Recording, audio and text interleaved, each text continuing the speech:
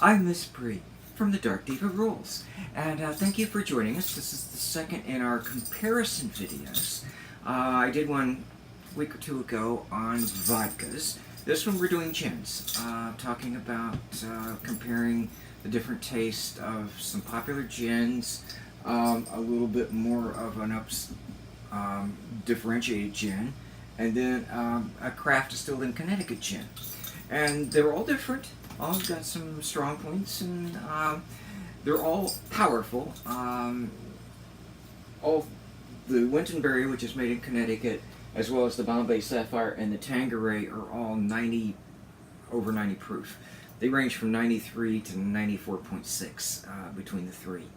Hendrick's, which is made in Scotland, and is a little different in how it's balanced of flavors. It's 88 proof. Now, again, the proof is like twice the alcohol by volume. It's their system, but all you need to know is the higher the proof, the more potent it is. So you want to be careful. You also realize that at the higher proofs, it's going to be a little stronger. You're going to get more of the alcohol burn, if you will. It's just natural with this type of thing. It's not bad, and the ones I've sampled these before.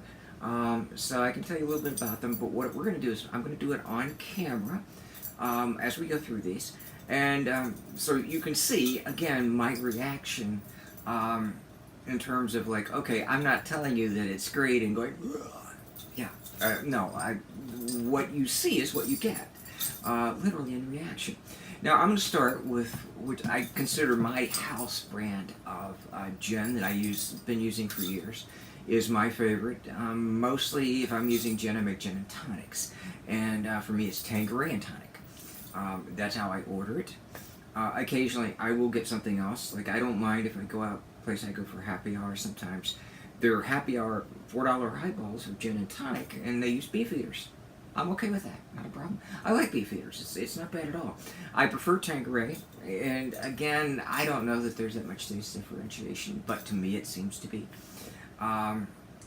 So, you know, that's individual taste. You have yours, that's fine. I'm not going to tell you that you're wrong. But what we're trying to do is expose you to some things that you may not have tried, or give you some basis for comparison when you're checking out gins or thinking about it. So first we're going to start with the Tanqueray. I don't pour a lot in these glasses because I chilled them earlier. I'm not really fond of the taste of gin by itself. It doesn't do a lot for me. So in a gin and tonic, I'm not a huge martini fan with just like dry vermouth and gin and an olive. I like the olive. I like the individual ingredients, okay, but it just depends on the mood I'm in. It depends on the gin.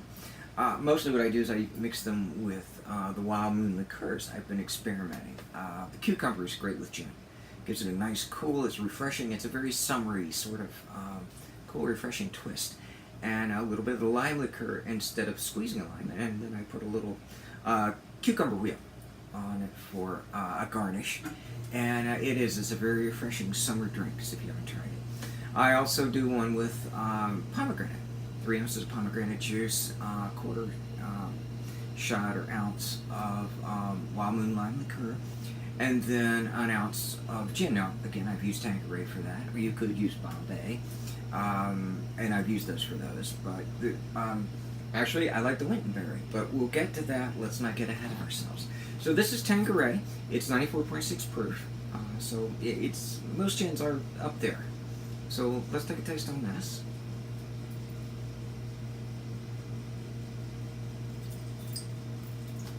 Okay, a bit of the alcohol burn, but not as bad as it was with like some of the vodkas at the lower end that I in our last tasting.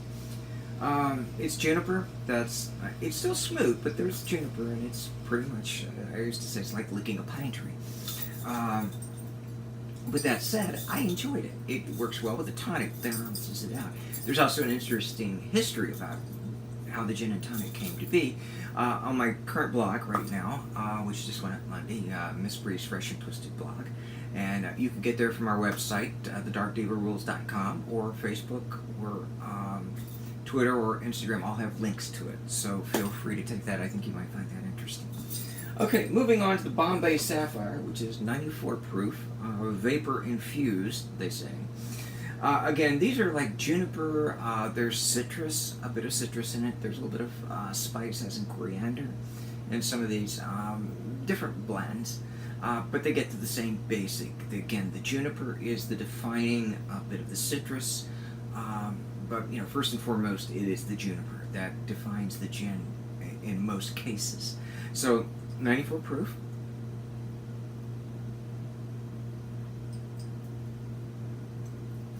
A little smoother in the front end, going down. Again, it has a bit of a bite at the end from the alcohol. Not severe. None of these are really bad. You will just know that it's got alcohol in it, but it's not like that. No, it's warming.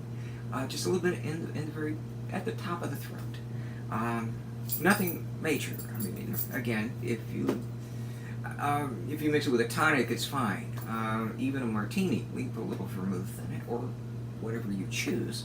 I don't think you'll notice it much at all. So the Bombay's good. It and the Tanqueray, it's a little bit more expensive than the Tanqueray. Whether it's worth it or not, you have to taste it and decide for yourself.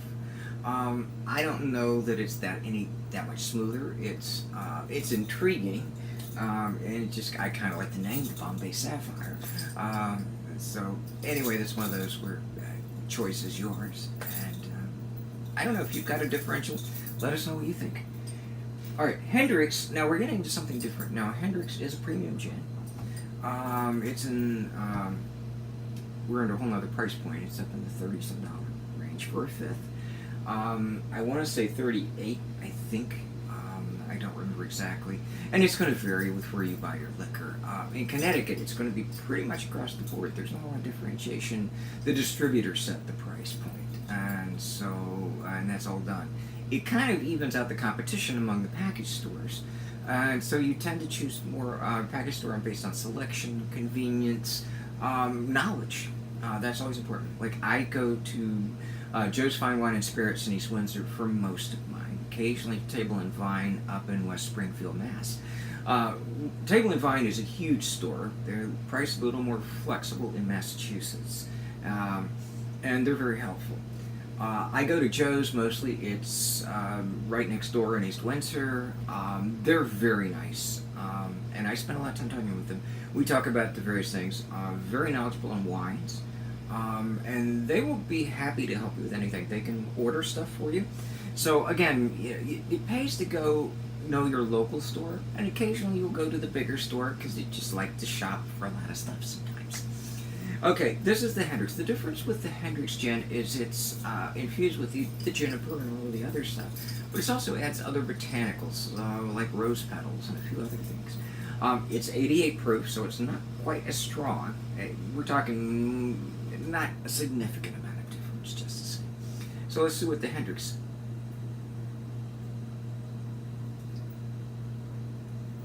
Much lighter. Much smoother. It is a more complex flavor to it, more complex flavor profile. So that yes, you can taste the juniper, but it's subtle. Far more subtle than in either the Bombay Sapphire or the Tanqueray. And you get a little bit of the other botanicals. It's a very smooth, it's complex. It mixes well with things like the Wild Moon liqueurs, like rose or lavender or something like that. You will get more of that flavor, will not be overpowered by the gin. So something to think about. It's more expensive, but I think it's worth it because of the differential and the smoothness and the complexity of the profile. Finally, this is Wintonbury gin. It's craft-distilled in Connecticut by Waypoint Spirits in Bloomfield, which is 15 minutes from my apartment. So I've been over to get a few things. I've tried all of their current selection. I was very impressed with their vodka and their gin and a few other things which we will be trying later. My budget precludes my buying a lot of this at one time. It takes a while. I have to recoup for a bit.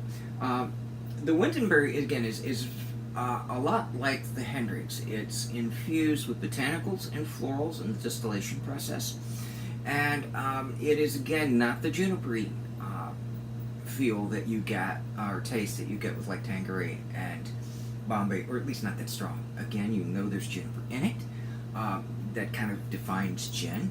But beyond that, it's, again, a little smoother, a little more complex, a little softer across the board. This is 93 proof, so don't worry, it's got a kick. But again, you don't taste it. I've noticed with the Wayfarer, Waypoint, excuse me, I'm thinking of the furniture. Waypoint, they've minimized the burn in most of their products, so that's a nice thing. So here's the Waypoint Spirits Wintonbury gin.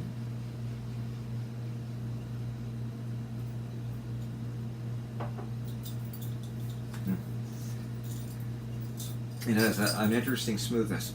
Again, at the end, it is, it's 93 proof, so you will taste a bit of the alcohol. Not a severe burn. It's kind of warm as it goes down, but right at the top of the throat, you'll know it's there. But it's a smoother, softer profile in terms of the flavoring. Again, good if you're mixing with something like Wild Moon liqueurs or your own liqueur. I mean, you can mix it with that. You can get lime liqueur in a lot of different places. I like the Wild Moon because the liqueurs they're all natural, botanically infused. But what they do is they are not as strong as some of the other liqueurs. Like there's Patron Citron, which makes a lime liqueur. It's 70 proof. It's potent. It's like 30 proof for the Wild Moon Lime. So it's easier. You don't get quite as much of a kick, and sometimes you don't want that. You want more flavor without a lot of extra alcohol in it. So something to think about. I digress a bit, but it does make a difference when you're combining it with these things. You want tonic, fine. You go for that. Although if you're adding something else, again like rose or lavender or cucumber or whatever, you might want less of the juniper and more of the complex, softer taste of the Hendricks and the Wintonbury. Well, I hope that was helpful to you in examining gins, which you might want to try next for yourself. And I do encourage you to try them. Try them all. If you don't have, if you're in an area, if you're watching this in California, whatever, I'm sure they're craft distilled. I would look for a craft distilled gin.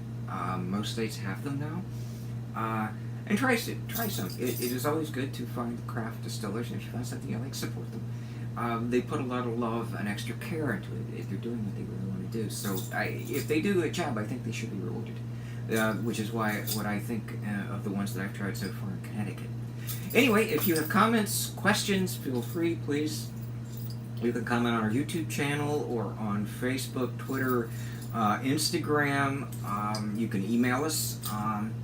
You can get all of that information is on our website, thedarkdivarules.com. If you want to get to the blog, that's thedarkdivarules.com /fresh-and-twisted/ take you straight, or there are links on the website. Thank you very much for tuning in. We hope you've enjoyed it, and I'm Miss Bri, the Dark Diva. Thanks for tuning in to the Dark Diva Rules, and cheers.